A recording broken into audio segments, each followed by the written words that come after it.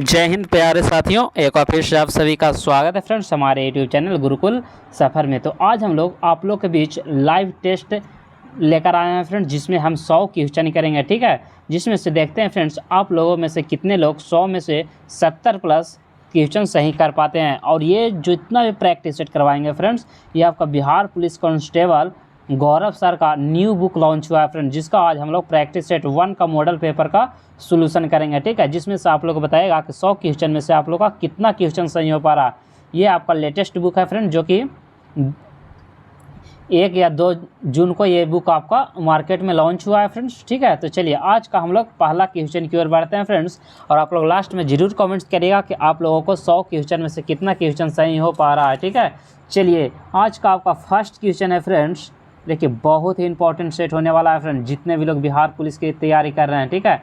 चलिए देखिए आज का आपका पहला क्वेश्चन दिया हुआ है कि चा का उच्चारण स्थल क्या है, यानी कि चा का जो उच्चारण होता है वो कहाँ से होता है। ऑप्शन दिया हुआ है तालब, नासिक, दंत, ओष्ठ्य। तो ये जो आपका होता है फ्रेंड्स, यानी कि तलक के द्वारा होता है। तो राइट आंसर यहाँ पे आपका हो जाएगा, ये आपका राइट आंसर हो जाएगा। चलिए 2 नंबर क्वेश्चन का बताएगा कि चिराग गुल होना, कहते हैं ना कि चिराग उसका बुझ गया, यानी कि चिराग गुल होना, इसका अर्थ क्या होता है।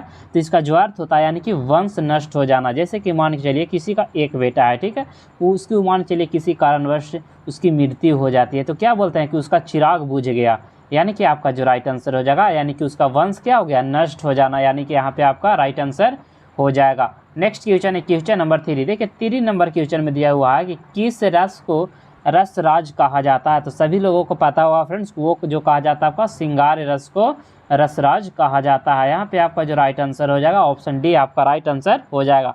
और आप लोग लास्ट में फ्रेंड्स आप लोग जरूर कमेंट्स करिएगा कि आप लोगों को कितना क्वेश्चन सही हो पा रहा है, ठीक है। चलिए अगला क्वेश्चन है क्वेश्चन नंबर 4, रामचरितमानस किसकी कृति है। चलिए बताएगा रामचरितमानस किसकी कृति है। तो राइट आंसर यहाँ पे आपका हो जाएगा तुलसीदास की कृति है। नेक्स्ट है पयोध शब्द में संधि विच्छेद क्या है, यानी कि संधि क्या है पयोध का। तो इसका जो आपका हो जाएगा विसर्ग संधि इसमें है। तो यानी कि राइट आंसर हो जाएगा यहाँ पे ऑप्शन ए हो जाएगा फ्रेंड्स। आप लोग किसके साथ जा रहे हैं एक बार आप लोग जरूर कमेंट्स करिएगा।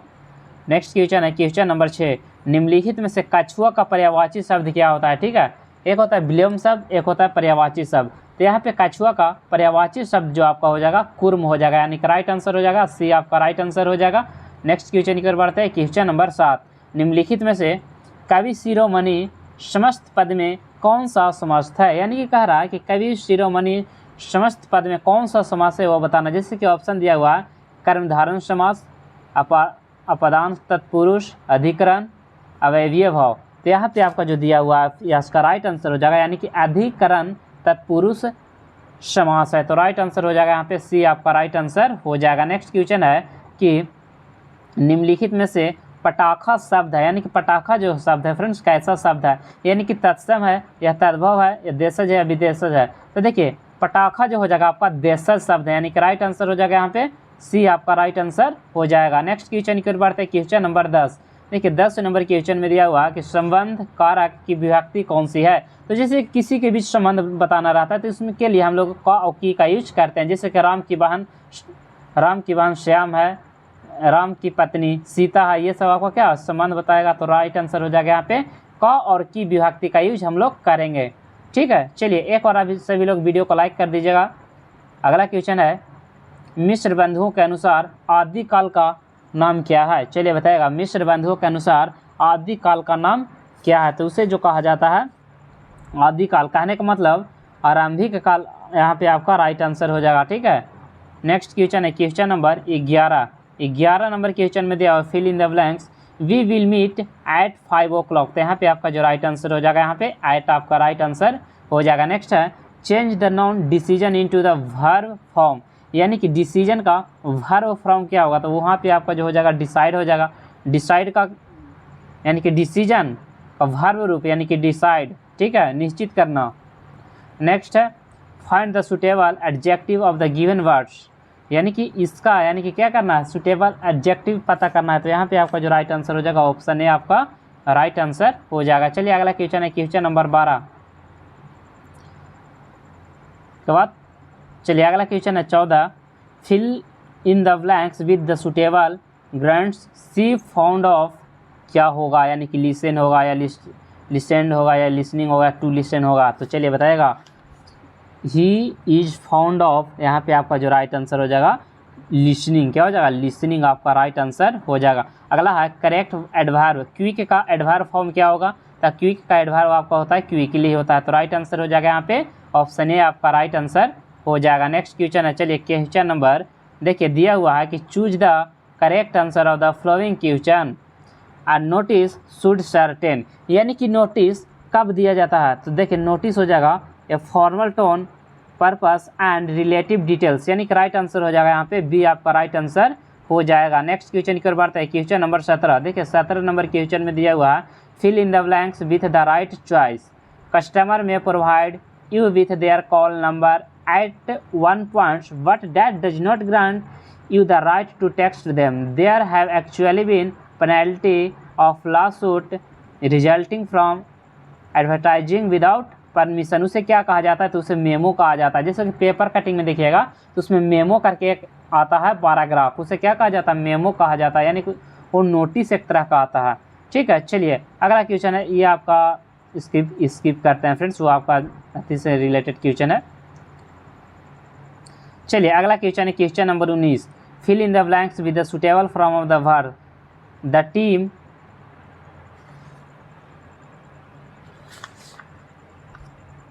Will collect all of required resources of the event of the next week, यानी कि राइट आंसर यहाँ पे हो जाएगा आपका ऑप्शन डी हो जाएगा। ठीक है, चलिए अब आपका इंपॉर्टेंट सेशन स्टार्ट हो रहा है। कह रहा कि भारतीय संविधान में मौलिक कर्तव्य का विचार कहाँ से लिया गया है, चलिए बताएगा। मौलिक देखिए, एक होता है आपका मौलिक अधिकार, क्या होता है आपका, एक होता है आपका मौलिक अधिकार, एक होता है मौलिक कर्तव्य होता है। तो यहाँ पे क्या पूछा आपका मौलिक कर्तव्य, जब मौलिक कर्तव्य बोलेगा तो सोवियत संघ यानी कि रूस से हो जाएगा। ठीक है, और जब मौलिक अधिकार बोलेगा तो वो आपका अमेरिका से हो जाएगा। तो यहाँ पे बोला गया है कि मौलिक कर्तव्य, तो राइट आंसर हो जाएगा ऑप्शन सी आपका राइट आंसर हो जाएगा। और मौलिक अधिकार कहाँ से लिया गया है, एक बार आप लोग कमेंट्स करिएगा। ठीक है, चलिए बताइएगा। अगला क्वेश्चन है क्वेश्चन नंबर 21, बहुत इंपॉर्टेंट क्वेश्चन है कि 74वां संविधान संशोधन अधिनियम द्वारा भारतीय संविधान में कौन सी सूची जोड़ी गई है। तो देखिए 74वां संविधान संशोधन में आपका नगर पालिका को जोड़ा गया है। कौन सा नगर पालिका को जोड़ा गया है फ्रेंड, जो कि आपका 12वीं अनुसूची का भाग है। और 11वीं अनुसूची में क्या जोड़ा गया था, तो पंचायती राज को जोड़ा गया था। और 9वीं अनुसूची में क्या है, तो दल बदल कानून है। ठीक है, चलिए अगला और आप लोग कमेंट्स करिएगा कि 9वीं अनुसूची में क्या जोड़ा गया है। ठीक है, 9वीं अनुसूची में क्या है उसके बारे में आप लोग को कमेंट्स करना है। नेक्स्ट क्वेश्चन है क्वेश्चन नंबर 22, निम्नलिखित में से कौन से राष्ट्रपति जो वैज्ञानिक भी रहे हैं। तो आप सभी को पता होगा फ्रेंड्स, ऑप्शन दिया हुआ एपीजे अब्दुल कलाम, वीवी गिरी, नीलम संजीवा रेड्डी, जाकिर हुसैन। तो राइट आंसर हो जाएगा एपीजे अब्दुल कलाम, यानी कि राइट आंसर जो हो जाएगा यहाँ पे ऑप्शन ए आपका राइट आंसर हो जाएगा। नेक्स्ट क्वेश्चन है क्वेश्चन नंबर 23, निम्नलिखित में से मुख्य चुनाव आयुक्त को किस प्रकार पद से हटाया जा सकता है। तो जैसे कि ऑप्शन दिया हुआ है राष्ट्रपति द्वारा, संसद के दोनों सदनों के 2/3 बहुमत से यानी कि प्रमाणित कदाचार के आधार पर। तो बिल्कुल राइट आंसर हो जाएगा यहाँ पे बी आपका बिल्कुल राइट आंसर हो जाएगा। नेक्स्ट क्वेश्चन है क्वेश्चन नंबर 24, निम्नलिखित में से कौन प्रधानमंत्री बनने से पहले राज्यसभा के सदस्य था या थी। ठीक है, क्या था या थी। प्रधानमंत्री बनने से पहले किसका, राज्यसभा के सदस्य थे, ना कि लोकसभा के। ठीक है, तो चलिए ऑप्शन दिया हुआ लाल बहादुर शास्त्री, इंदिरा गांधी, चंद्रशेखर आजाद, पीवी नरसिम्हा राव। तो यहाँ पे आपका जो राइट आंसर हो जाएगा इंदिरा गांधी आपका राइट आंसर हो जाएगा, जो कि क्या थी, प्रधानमंत्री बनने से राज्यसभा की सदस्य थी। नेक्स्ट क्वेश्चन है question number 25, Hindustan aeronautics limited किस क्षेत्र के अंतर्गत आता है। तो ये जो आपका आता है सार्वजनिक क्षेत्र के अंतर्गत आता है। तो राइट आंसर हो जाएगा यहाँ पे ऑप्शन डी आपका राइट आंसर हो जाएगा। भारत में मिश्रित अर्थव्यवस्था का मतलब क्या होता है। तो मिश्रित अर्थव्यवस्था कहने का मतलब कि सरकारी और निजी दोनों क्षेत्र में समावेश। तो राइट आंसर हो जाएगा यहाँ पे ऑप्शन सी आपका राइट आंसर हो जाएगा। नेक्स्ट क्वेश्चन है कि वस्तुओं की कीमत में वृद्धि को क्या कहा जाता है। जैसे कि मान के चलिए वस्तु की कीमत क्या है, पहले 10 रुपया था 20 रुपया हुआ था, क्या हो रहा, महंगाई हो रहा, यानी कि राइट आंसर हो जाएगा यहाँ पे महंगाई। और मान के चलिए किसी वस्तु का कीमत 20 रुपया है, हो गया 10 रुपया, तो उसे क्या कहेंगे कि सस्ता होना, यानी कि मंदी हो जाएगा वो। नेक्स्ट क्वेश्चन है क्वेश्चन नंबर 28, जीडीपी क्या दर्शाता है वो बताना, यानी कि भारत में सकल घरेलू उत्पाद यानी कि जीडीपी क्या दर्शाता है। तो ये जो क्या दर्शाता है, एक देश में उत्पादित सभी वस्तुओं और सेवाओं का कुल मूल्य, यानी कि यहाँ पे आपका जो राइट आंसर हो जाएगा फ्रेंड्स ऑप्शन बी आपका बिल्कुल राइट आंसर हो जाएगा। ठीक है, जितने भी लोग बी के साथ जा रहे हैं फ्रेंड्स उनका बिल्कुल राइट आंसर हो जाएगा। नेक्स्ट क्वेश्चन है क्वेश्चन नंबर 29, संतुलित बजट से आप क्या समझते हैं? तो देखिए संतुलित बजट किसे कहा जाता है, यानी कि राजस्व के बराबर व्यय। मान के चलिए जितना आप खर्चा किए उतना क्या आया, आपके पास आय आ गया फ्रेंड्स, यानी कि टैक्स हिसाब से जो पैसा आया वो जितना खर्चा किए उतना आ गया था। क्या आपका ना खर्चा हुआ ज़्यादा ना इनकम ज़्यादा हुआ, तो उसे क्या कहेंगे, संतुलित व्यय कहेंगे। तो राइट आंसर हो जाएगा यहाँ पे ऑप्शन बी आपका राइट आंसर हो जाएगा। चलिए अगला क्वेश्चन है क्वेश्चन नंबर 30। चलिए 30 नंबर क्वेश्चन को बताइएगा आप लोग, आवर्त सारणी में कौन सा तत्व सबसे हल्का होता है? तो ये जो आपका हो जाएगा हाइड्रोजन हो जाएगा। और हाइड्रोजन को क्या कहा जाता है, यानी कि कैमा आवर्त में रखा गया, पहला आवर्त में रखा गया है।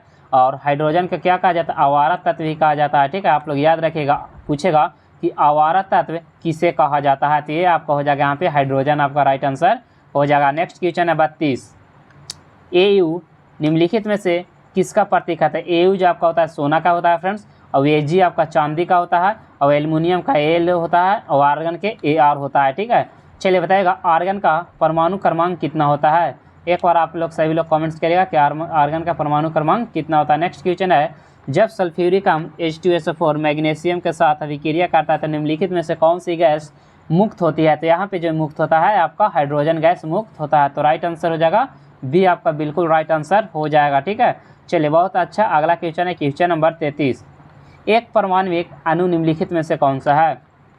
यानी कि एक परमाणु, जैसे CO ये एक परमाणु है, नहीं दो परमाणु इसमें है। ऑक्सीजन को कैसे लिखते हैं, O2 के रूप में लिखते हैं। हीलियम को कैसे लिखते हैं, He, तो यहाँ पे ऐसे हो गया। और क्लोरीन को Cl2 के रूप में दर्शाते हैं। तो एक परमाणु जो आपको हो जाएगा यहाँ पे हीलियम आपका राइट आंसर हो जाएगा। और हीलियम का परमाणु संख्या कितना होता है? तो हीलियम का परमाणु संख्या जो आपका होता है 2 होता है। ठीक है, और क्लोरीन का परमाणु संख्या जो आपका होता है 17 होता है, और ऑक्सीजन का कितना होता है 8 होता है।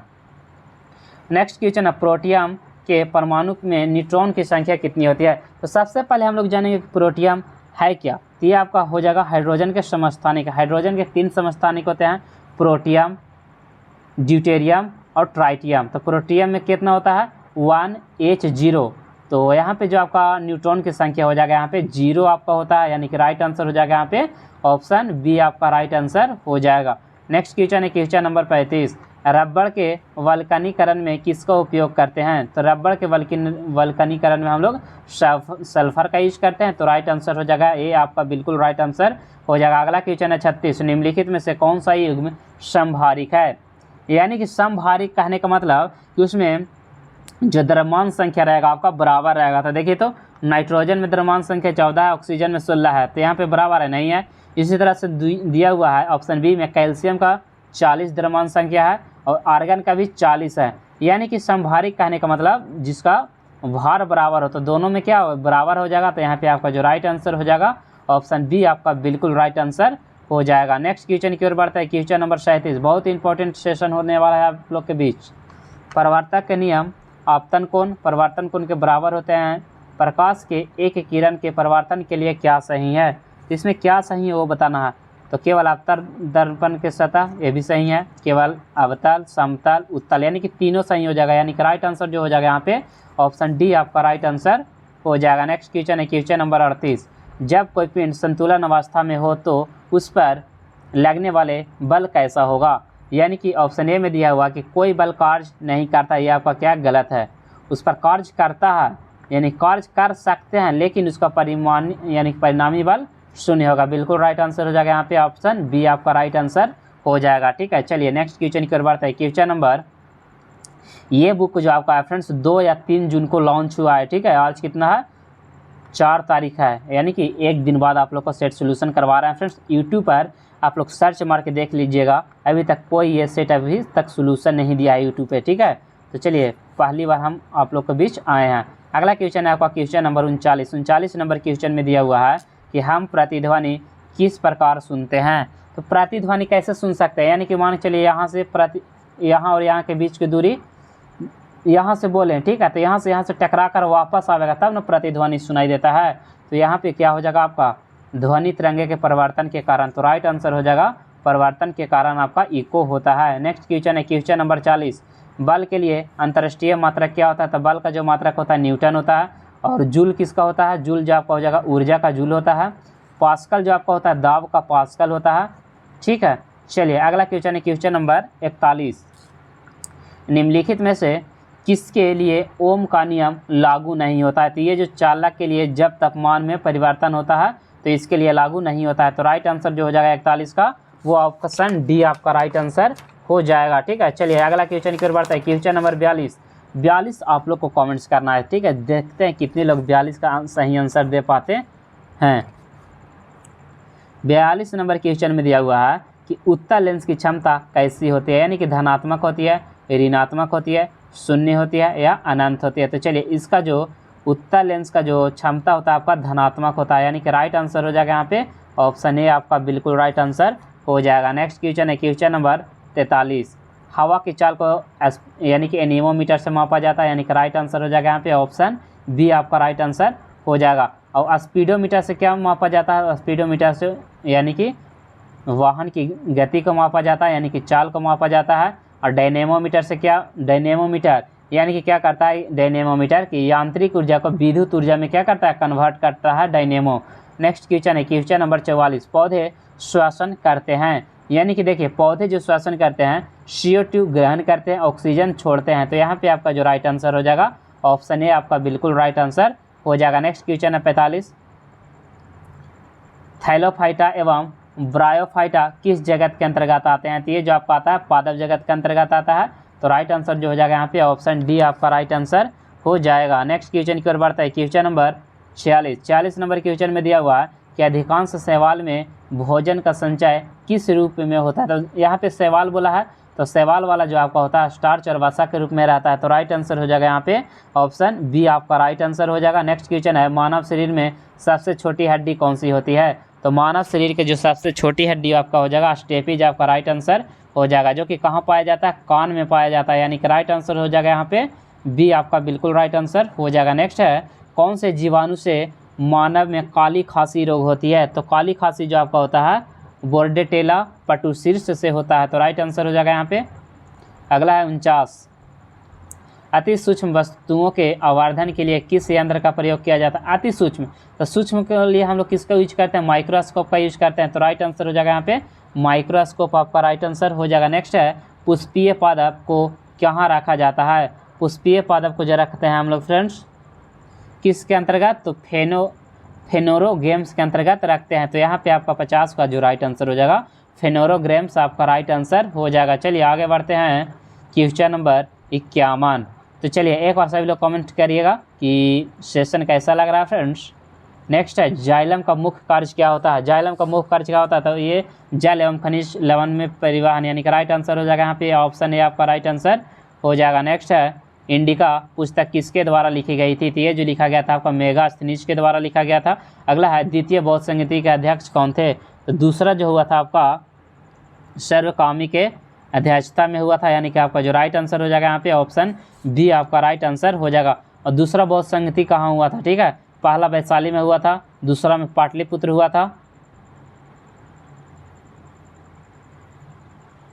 ठीक है, चलिए अगला क्वेश्चन है द्वितीय बौद्ध संहिता ये सर्वकामी आपका राइट आंसर हो जाएगा। रंगपुर सभ्यता कहाँ स्थित है? ठीक है, 54 नंबर क्वेश्चन में दिया हुआ है रंगपुर सभ्यता कहाँ स्थित है? तो ये जो आपका हो जाएगा गुजरात में स्थित है। तो राइट आंसर हो जाएगा यहाँ पे सी आपका बिल्कुल राइट आंसर हो जाएगा। नेक्स्ट क्वेश्चन है question number 55। Thomas Roe Delhi के किस शासक के शासनकाल में भारत आया था? कौन आया था? Thomas Roe. जो थॉमस रो जो आया था ना, ये जो जहांगीर के शासनकाल में आया था। किसके? जहांगीर। याद रखिएगा किसके शासनकाल में? तो जहांगीर के शासनकाल में कौन आया था? Thomas Roe. थॉमस रो आपका राइट आंसर हो जाएगा। अगला क्वेश्चन है 56। धर्मत का युद्ध किसके बीच लड़ा गया था? तो धर्मत का युद्ध जो है औरंगजेब और दारा सिकोह के बीच लड़ा गया था। तो राइट आंसर हो जाएगा यहाँ पे बी आपका बिल्कुल राइट आंसर हो जाएगा। चलिए अगला क्वेश्चन देखते हैं इसमें से कितने लोग सही आंसर दे पाते हैं। महात्मा गांधी ने किस कांग्रेस अधिवेशन की अध्यक्षता की थी? ऑप्शन दिया हुआ है 1924, काकीनाडा, गुवाहाटी, कानपुर, बेलग्राम। तो गांधी जी के द्वारा 1924 में जो बेलगांव अधिवेशन किया गया था, यानी कि आपका जो राइट आंसर हो जाएगा यहाँ पे डी आपका बिल्कुल राइट आंसर हो जाएगा। अगला है वर्नाकुलम प्रेस एक्ट किस वायसराय के द्वारा पारित किया गया था? तो वर्नाकुलम जो किया गया था आपका लॉर्ड रिटन के द्वारा किया गया था, तो राइट आंसर हो जाएगा यहाँ पे लॉर्ड रिटन आपका बिल्कुल राइट आंसर हो जाएगा। अगला है बक्सर का युद्ध कब लड़ा गया था? तो ये जो लड़ा गया था आपका 1764 ईस्वी में लड़ा गया था, तो राइट आंसर हो जाएगा यहाँ पे ऑप्शन ए आपका बिल्कुल राइट आंसर हो जाएगा। अगला है स्टैचू ऑफ लिबर्टी जो अमेरिकी क्रांति के दौरान मैत्री के प्रतीक के रूप में प्रसिद्ध है, इसका निर्माण यानी किसका स्टैचू ऑफ लिबर्टी का निर्माण किसके द्वारा किया गया था? तो अगस्ते बार्थोल्डी के द्वारा किया गया था, तो राइट आंसर हो जाएगा यहाँ पे ऑप्शन ए आपका बिल्कुल राइट आंसर हो जाएगा। अगला क्वेश्चन है क्वेश्चन नंबर 61, एल्बर्ट विल विवाद किस वायसराय के समय घटा था? एल्बर्ट विल विवाद किस वायसराय के समय में घटा था? तो ये जो घटा था लॉर्ड रिपन के कार्यकाल में घटा था, तो राइट आंसर हो जाएगा यहाँ पे ऑप्शन ए आपका राइट आंसर हो जाएगा। अगला क्वेश्चन की ओर बढ़ते हैं क्वेश्चन नंबर 62।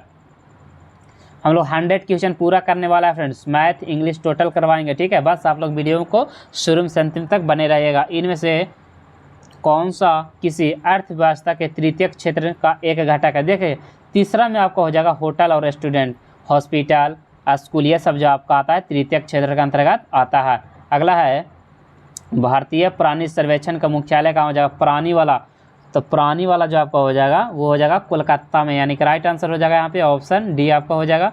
बिहार में मकर संक्रांति के दिन प्रमुख रूप से कौन सा पकवान बनाया जाता है? तो तिलकुट, यानी कि राइट आंसर हो जाएगा। इसमें तिलकुट और चूड़ा दूध, तिलकुट दूध चूड़ा दही ये सब आप लोग को खाया जाता है, और शाम में खिचड़ी बनता है, ठीक है, मकर संक्रांति के दिन।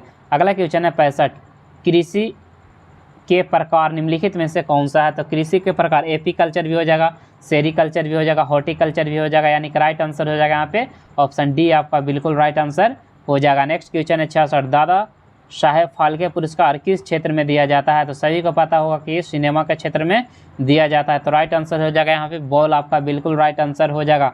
अगला है भारत में राष्ट्रीय खेल दिवस किस तिथि को मनाया जाता है? तो ये जो मनाया जाता है 29 अगस्त को मनाया जाता है।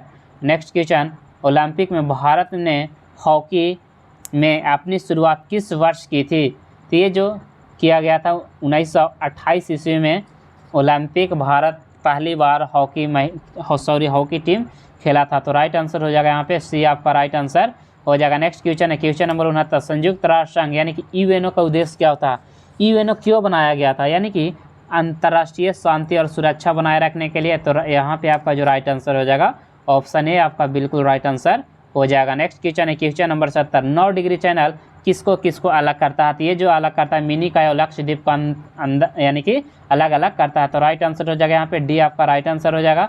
अगला है प्रायद्वीपीय भारत की सर्वोच्च चोटी क्या है? ऑप्शन दिया हुआ दोदाबेटा, नीलगिरी, अनाईमुड़ी या धूपगढ़, तो यहाँ पे आपका जो राइट आंसर हो जाएगा अनाईमुड़ी। प्रायद्वीपीय भारत बोल देगा तो आपका राइट आंसर हो जाएगा अनाईमुड़ी, यानी कि राइट आंसर हो जाएगा यहाँ पे ऑप्शन सी आपका बिल्कुल राइट आंसर हो जाएगा, ठीक है। चलिए आगे बढ़ते हैं। अगला क्वेश्चन की ओर 72, भारत में बॉक्साइट का प्रमुख उत्पादक राज्य कौन सा है? बॉक्साइट बोलेगा तो उड़ीसा, और कोयला बोलेगा तो झारखंड। निम्नलिखित में से अफ्रीकी महादेश की घास भूमि को क्या कहा जाता है? अफ्रीका वाला को सवाना बोला जाता है, यानी कि अफ्रीका महाद्वीप के घास के मैदान को सवाना घास का मैदान कहा जाता है, तो राइट आंसर हो जाएगा यहाँ पे ऑप्शन ए आपका राइट आंसर हो जाएगा। चलिए आगे बढ़ते हैं अगला क्वेश्चन की ओर।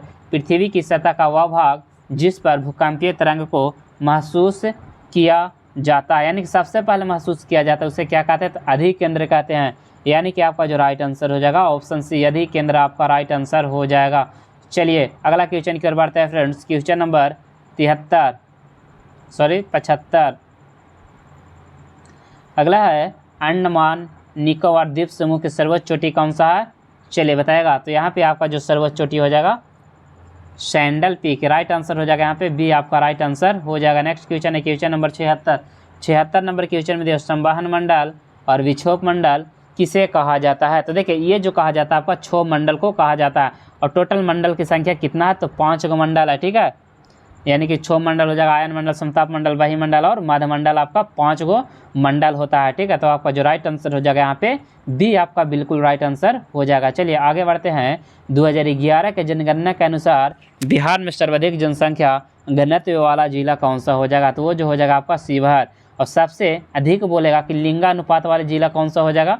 तो गोपालगंज हो जाएगा। ठीक है, पूछेगा कि 2011 के जनगणना के अनुसार पुरुष का सबसे अधिक पुरुष का साक्षरता दर कहाँ है? तो वो आपका हो जाएगा रोहतास में। और सबसे कम पूछेगा तो आपका हो जाएगा पूर्णिया में। ठीक है, चलिए आगे बढ़ते हैं। अगला क्वेश्चन की ओर। COP का पूरा नाम क्या है? तो COP का पूरा यानी कि फुल फॉर्म हो जाएगा कॉन्फ्रेंस ऑफ पार्टीज, यानी कि राइट आंसर हो जाएगा यहाँ पे ऑप्शन ए आपका राइट आंसर हो जाएगा। चलिए अगला है 79। निम्नलिखित में से रिंग्स ऑफ फायर किसे कहा जाता है? तो ये जो कहा जाता है प्रशांत महासागर को कहा जाता है, यानी कि आपका जो राइट आंसर हो जाएगा यहाँ पे ऑप्शन डी आपका बिल्कुल राइट आंसर हो जाएगा। अगला है 80 नंबर क्वेश्चन में दिया हुआ है कि नीचे दी गई संख्या में कौन सी वर्ग संख्या नहीं बनाएगी? तो देखिए ये 25 किसी का वर्ग नहीं होता है, तो यहाँ पे आपका जो राइट आंसर हो जाएगा ऑप्शन सी आपका राइट आंसर हो जाएगा। अगला क्वेश्चन है, देखिए ए जो है बी से कितना प्रतिशत अधिक है? 100% अधिक है, यानी कि ए जो है बी से है ना 100% अधिक। तो मान के चलिए ए बी 100 होगा तो ये 140 हो जाएगा।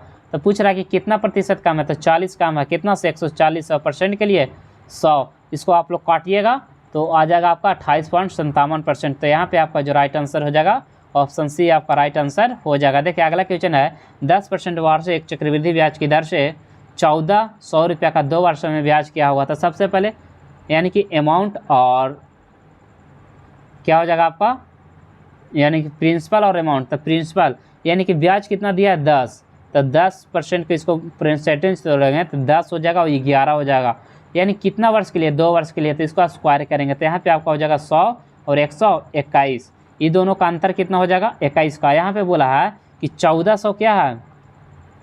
मूलधन है। हम कह रहे हैं यहाँ पे 100 मूलधन है और निकालना है हमको 21, तो 21 से क्या करेंगे? गुना। तो 2 जीरो से 2 जीरो, तो 14 एकम 14। तो कौन सा ऑप्शन में 4 दिया हुआ है? तो ऑप्शन बी आपका राइट आंसर हो जाएगा। ठीक है, चाहे ऐसे बना लीजिएगा, यानी कि चक्रवृद्धि ब्याज CI बराबर फॉर्मूला होता है आपका P × 1 + R/100⁻n - P। इस पर भी आप लोग बनाइएगा तो आपका आंसर आ जाएगा 294। ठीक है, चलिए अगला क्वेश्चन है 83। ठीक है, 83 नंबर क्वेश्चन में दिया हुआ है A + B के whole square minus A - B के होल स्क्वायर बराबर कितना होता है? तो 4AB होता है। ठीक है, तो इतना बराबर हम लोग 4AB लिख सकते हैं। अब A का वैल्यू कितना दिया? 589 और B का वैल्यू 187।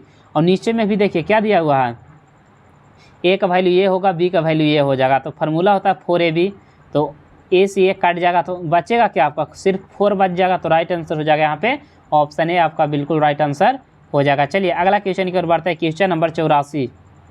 देखिए 84 नंबर क्वेश्चन में दिया हुआ है कि 18, 27 और एक अन्य तीसरी संख्या का औसत 30 है, यानी कि 3 संख्या है। ठीक है, तो पहला संख्या हो जाएगा 18, दूसरा संख्या 27 और तीसरा संख्या नहीं पता है तो 100 मान लेंगे। ठीक है, और इसको औसत दे दिया है 30, तो योग हो जाएगा आपका 90।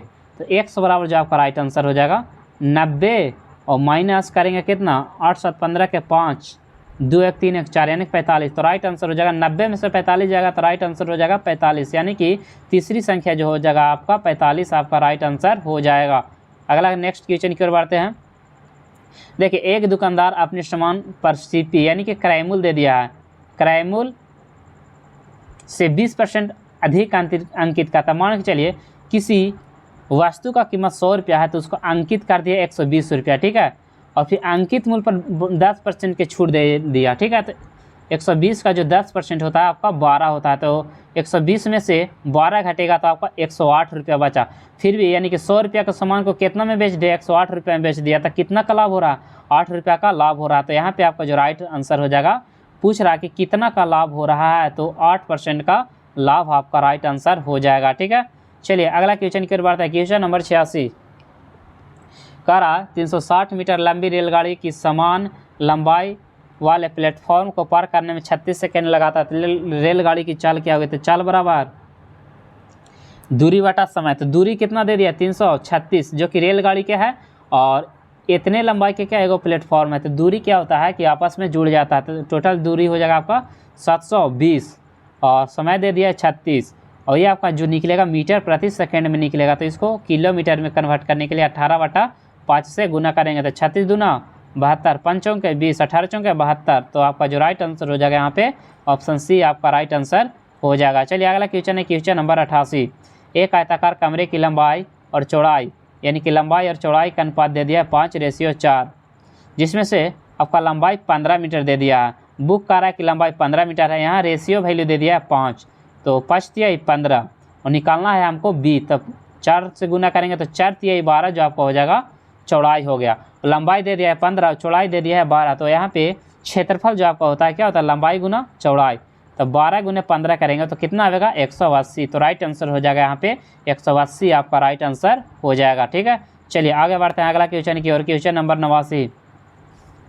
निम्न चित्र में कितने त्रिभुज है, तो इसका जो राइट आंसर हो जाएगा 16 होगा, गिन लीजिएगा एक बार आप लोग। ठीक है, चलिए अब आपका स्टार्ट हो रहा है करेंट, बताएगा बिहार राज्य का गठन कब किया गया था, तो बिहार राज्य का जो गठन किया गया था आपका 22 मार्च 1912 ईस्वी को किया गया था, यानी कि इसीलिए 22 मार्च को क्या मनाया जाता है, 22 मार्च को बिहार दिवस के रूप में मनाया जाता है।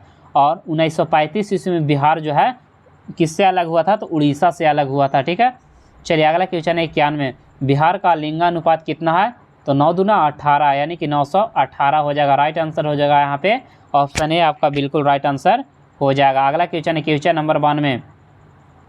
केंद्रीय वित्त मंत्री निर्मला सीतारमन ने मखाना बोर्ड का प्रारंभ कहाँ किया है, तो ये जो किया है आपका अपना बिहार में किए हैं, यानी कि राइट आंसर हो जाएगा यहाँ पे ऑप्शन सी आपका बिल्कुल राइट आंसर हो जाएगा। चलिए आगे बढ़ते हैं। देखिए friends, the latest current affair है, ठीक है, रक्षा परियोजना में 100% FDI का लाभ देने वाली पहली कंपनी कौन बन गई है, तो ये जो आपका हो जाएगा स्वीडन, यानी कि राइट आंसर हो जाएगा यहाँ पे ऑप्शन सी आपका राइट आंसर हो जाएगा। नेक्स्ट क्वेश्चन है 94। भारतीय महिला क्रिकेट टीम ने किसे हराकर लगातार दूसरी बार अंडर-19 क्रिकेट विश्व कप जीता है, तो ये जो आपका हो जाएगा दक्षिण अफ्रीका को हराकर जीती है, तो राइट आंसर हो जाएगा यहाँ पे ऑप्शन ए आपका बिल्कुल राइट आंसर हो जाएगा। अगला क्वेश्चन है भारतीय सेना ने किस मिशन के तहत पाकिस्तान के कब्जे वाले जम्मू कश्मीर में 9 आतंकी ढांचों पर हवाई हमले किए हैं, तो ये जो ऑपरेशन सिंदूर पहलगांव को लेकर, जब पहलगांव में आतंकी हमला हुआ था उसी के लिए भारत सरकार ने ऑपरेशन सिंदूर करके पाकिस्तान में 9 यानी कि आतंकी हमलों किए थे। ठीक है, चलिए अगला क्वेश्चन है क्वेश्चन नंबर 96।